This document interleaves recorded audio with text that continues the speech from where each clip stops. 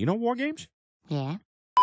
If you're like me, you may have been intrigued as to what the fuss around Rubicon Models was all about. I mean, 1/56 or 28mm is an odd scale at best, at least for those of us in the scale modelling world. The box art looks great, and some of the builds I've seen online look pretty good as well. So when I had the opportunity to pick up a kit during my recent trip to the Tank Museum, I jumped on it. But were these Rubicon kits worth the hype? Well, join me today and I'll take you through the build and share my thoughts, both good and bad.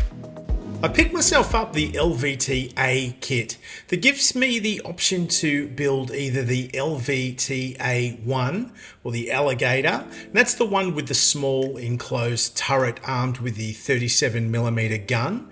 Or I can build the LVT-A4 that used the same hull but included an open top turret housing a 75mm howitzer. I chose to build the LVT-A4 because I felt it was a little more interesting, although that lack of detail on that gun breech was just something I was going to have to come to terms with. The decal sheet looked to be generous, but more on that later, and at a glance the instructions seemed extremely easy to follow. The parts themselves look to be very basic and oversimplified, so as a modeler that is used to high parts counts and sheets of etch, I can't lie, but there were a few alarm bells were ringing at this point.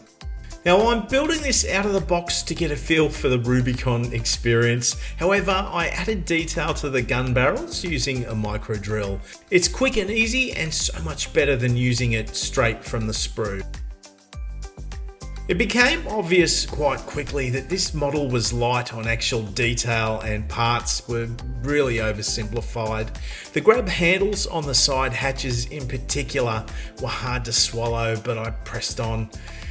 The kit gives you the option to build the model as a waterline version, which I thought was a really nice touch and did toy with the idea. However, those big sponsons should give me a generous canvas to have some fun with weathering later in the build. Now, I rarely follow the build order in the instructions and have done that because I like to pre-paint the link and length track sections before fitting them. The main tank assembly took very little time to come together, but that casemate joint required some significant remedial work to disguise that gaping join. That was done using Mr. Surfacer 500. Now, I'm not trying to remove it, but just to tone it down and make it a little less obvious. Once it dries, the excess can be removed with a touch of lacquer thinner and a cotton bud, and just rubbing that against the surface of the model should be leaving that filler in the recessed areas where I want it to be. And while the Mr. Surfacer was open and contaminating the air, I stippled it using an old brush over the gun mantlet to simulate some light cast texturing. As mentioned, I like to paint my tracks off the model. It's just a matter of efficiency and makes the process a lot more streamlined. The downside of that is modelling cement and painted parts don't play particularly well with each other. However, being on the tracks, I can work around any paint failures with some touch-up paint. The base coat is a black and NATO brown mix to give me my base colour, and then a light grey can be used to selectively catch some of the raised detail and add some variation over those parts. A similar application is then applied using a colour called Red Earth. In reality, most of this colour will be covered with the weathering that will soon follow. There is nothing better than starting the painting process, and after some research, I decided to paint this one in a 3-tone camouflage scheme seen in the Pacific. I loosely based it on the scheme from an old Italeri kit, however, I have seen this interpreted in a few different ways. Now, I'm using the AK colours from the US World War II vehicle set from their real colour range. Now, that is a lacquer based paint and it's just my preference for painting. The first colour is applied and that is Earth Red. Now, I'm wanting that black primer that I've painted earlier to influence the colour somewhat, so I look to apply it in a random, imperfect fashion, and by keeping the paint well thinned, I'm able to keep it semi-translucent and build up the opacity gradually. I'm only applying it around the sections that the colour will be required, so that when I mask it and start applying the subsequent colour, it will be starting from that black base as well. I'm going to use a product called Panzer Putty to create the shapes in this scheme. Now yes, you could use Silly Putty or Blue Tack for this task. However, the Panzer Putty has a unique property that helps it settle through the recesses on the model, which in turn helps hold tight, clean lines once the spraying starts. With the putty in place, I grabbed the field green and began to lay the green colour down. Now I've used the field green here because it presented brighter than olive drab, and I felt it would work in a more cohesive way with the other colours. Now it's important to not be too bound with accuracy, I find, around the colours when painting in scale. For me, the contrasts and the overall feel is far more important than trying to follow an FS colour or an RAL colour chip. Again, I'm applying the coverage in the modelled fashion that you become used to, and slowly building up that coverage panel by panel. Adding highlights to your model can help create depth and volume, and is part of the process that I enjoy the most. So a few drops of yellow and a touch of buff are added to the field green, and the highlights are applied over the leading edges and focusing on horizontal surfaces. Now you can immediately see the life that that simple technique has added to the model, and it's just so simple to create. I took a quick peek between the contrast of that earth and the green colour, and although I'm red-green colourblind, I can see the contrast wasn't what I was hoping for. So I used a thinned mix of clear smoke to trace around the edges and add shading around the lower edges of those green sections, just to add a bit of depth to that colour. Now this coverage is essentially hitting all the opposite spots than I was when I was doing my highlighting, and this is in an attempt, as I said, to expand that color palette and expand the contrast between those colors. Now the green was looking so good, I started second guessing the three-tone, but pressed on with that next round of masking.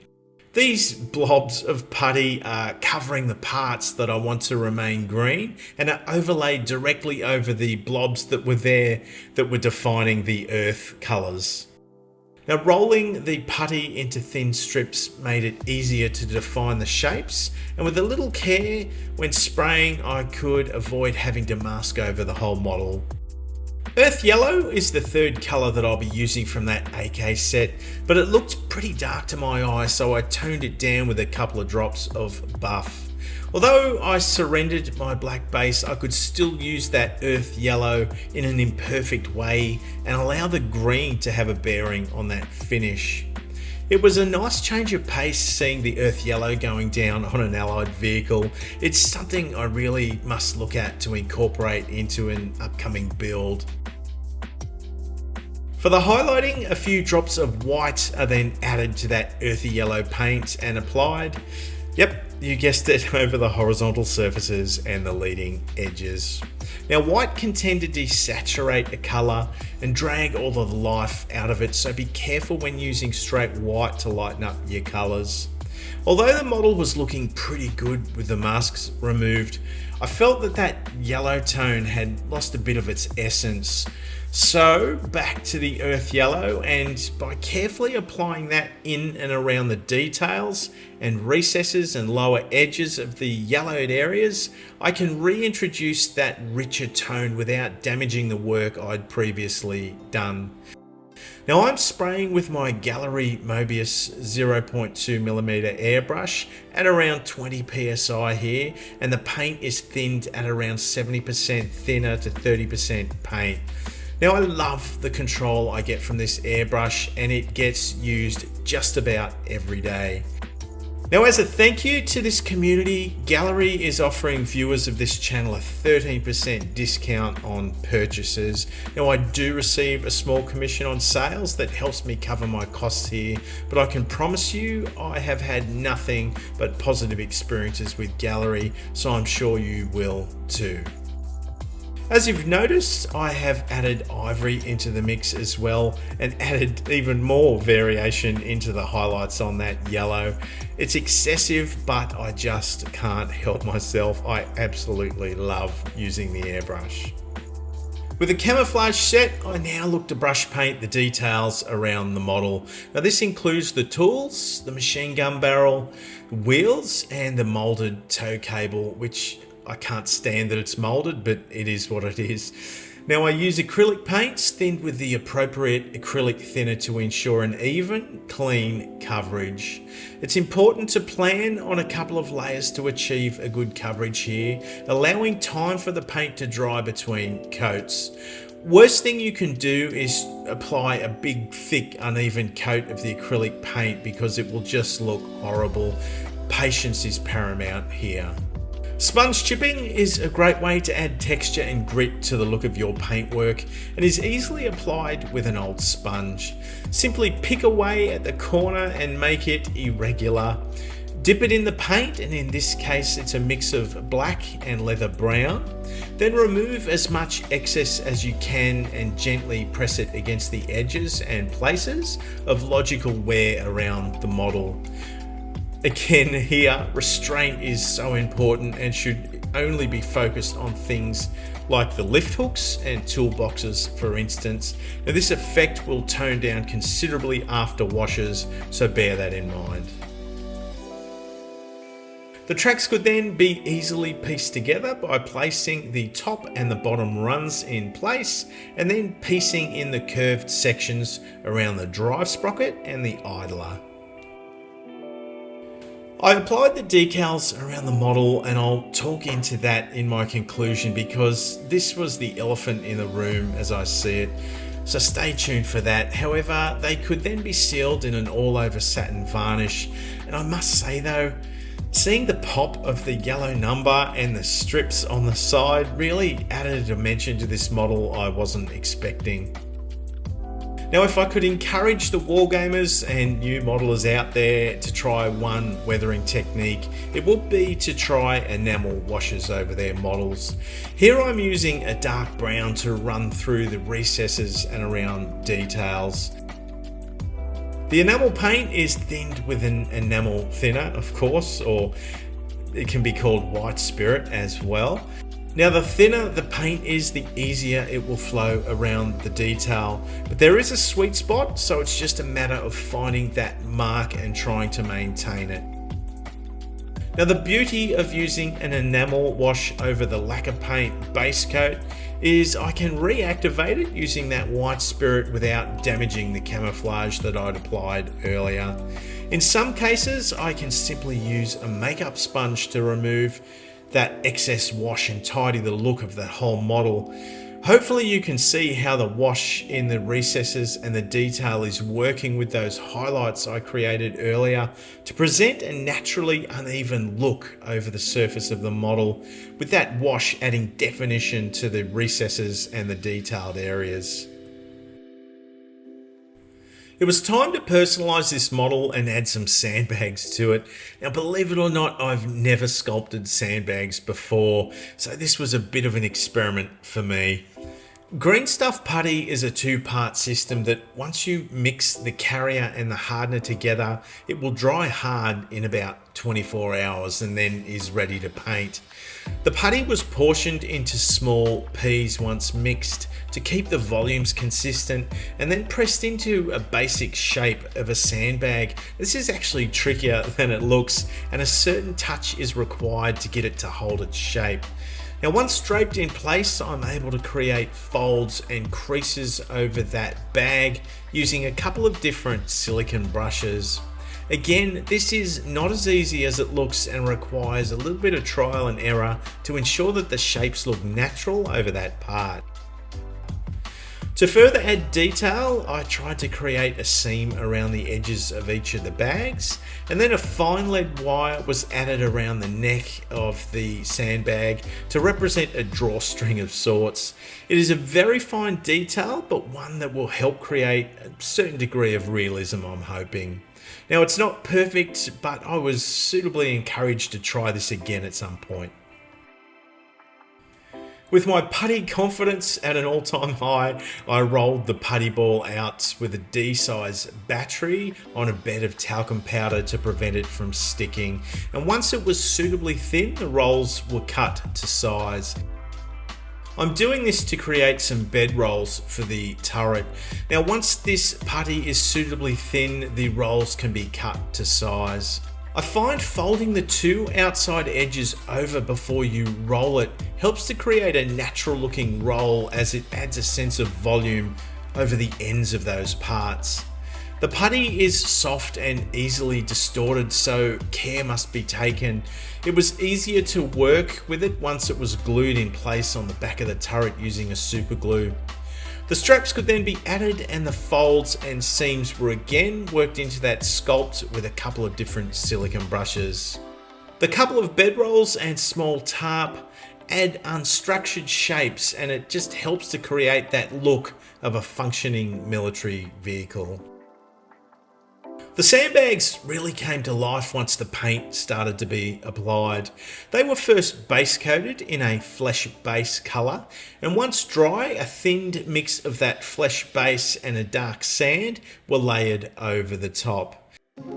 Now, with each layer applied over the bags, more of that dark sand was applied to lighten the mix, and the coverage was focused on the top edges of those folds, each layer in a smaller surface area. An all-over glaze using Quick Gen Dark Flesh helped to smooth out any graduation lines present from those highlighting stages. I'd kind of been begrudging the effort I was putting into this oddly scaled model with soft detail, but as the paintwork and weathering came together, I was getting sucked in by it. So much so, I extended the highlights and the shadows even more using oil paints. The highlights were predominantly treated with a 3-tone fading colour, and the shadows with a shadow brown. A couple of small dots of the oil paint are applied into the section I'm wanting to modify, and then a clean brush is used to dry blend it into the surface. It couldn't be easier, and has the potential to have a big impact on the finish of your model. You call that clean, do you? Oil spills around the back deck were applied with enamel paint and blended in using a white spirit, and then it was time to get dirty. I wanted to make this guy dirty, at least along the underside and the sides. I figured they would have been wet, and moisture would capture sand and dirt and debris and stain those sponsons pretty quickly. I'm using a dry pigment called Middle East Soil as my texture and the colour, and I'm using a pigment fixer to hold it in place. Now, pigments need something to bind them to the model, otherwise they can rub off pretty much with the tip of your finger, kind of, but that's for another conversation. Mixing the pigment with the fixer creates a thin paste and can be applied along the lower edges of the model, as well as the top edge of that track return. As that pigment fixer dries off, the pigment, both in texture and colour, starts to return to the model and can be modified and blended using a flat brush, moistened again with the white spirit. Now, that white spirit is reactivating that fixer and allowing me to move that product around. This application isn't something I would usually do, and given my time again, I would have probably applied less of that paste during that initial application, because I had to work really hard to scale it back and get it to a level I was happy with. Pigments can tend to stain the surface of a model, so it can be quite tricky to completely remove it when you want to. The main technique I was using to move that paste around was moving that brush in the up and down motion, but I could also use a makeup sponge as well as cotton buds and tissues to remove enough of that effect to make it look realistic. You may notice I'd applied the pigment paste around the tracks as well, and I'd also integrated it in a more refined way over the top of the vehicle. The weathering was finished off with some light oil streaking, and that was just a matter of applying a small amount of the oil paint again, but this time I'm dragging it in a downward motion and pushing it around until it looks like a streak of dirt or water runoff.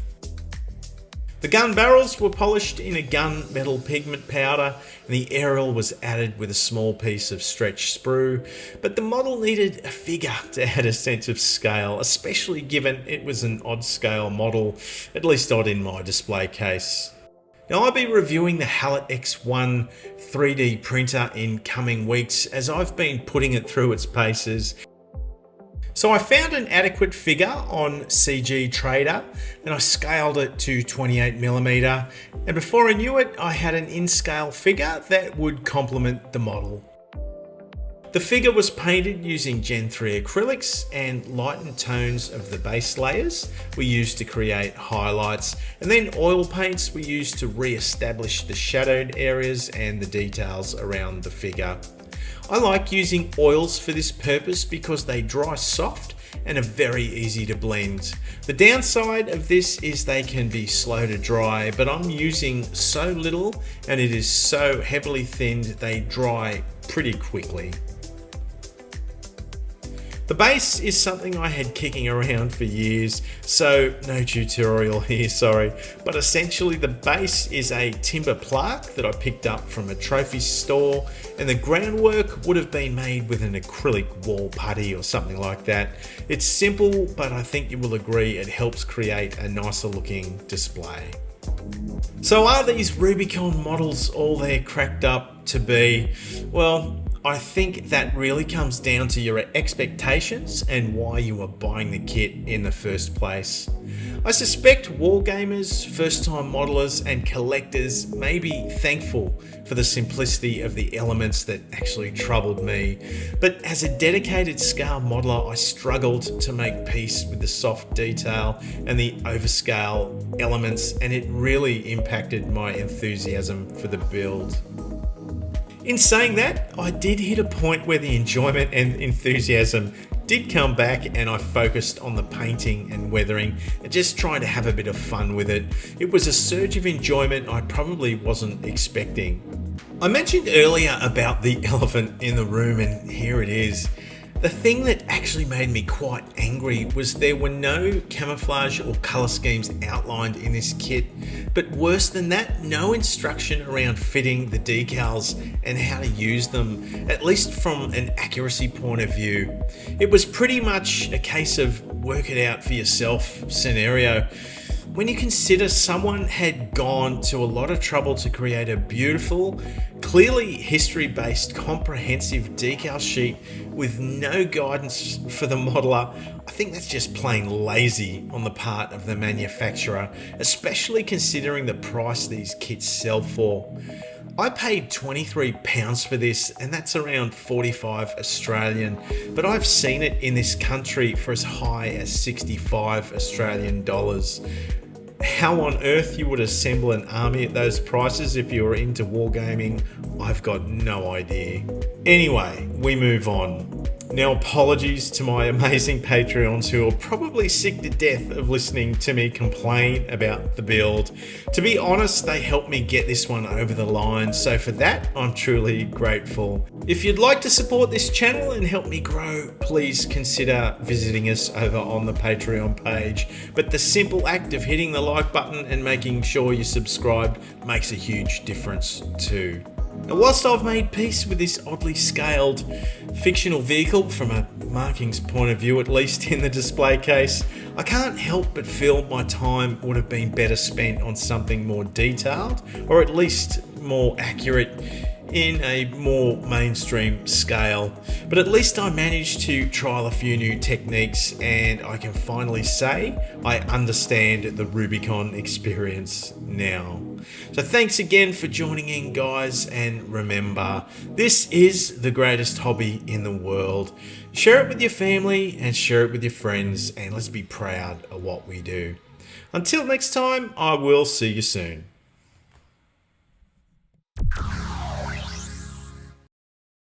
It's a smaller scale.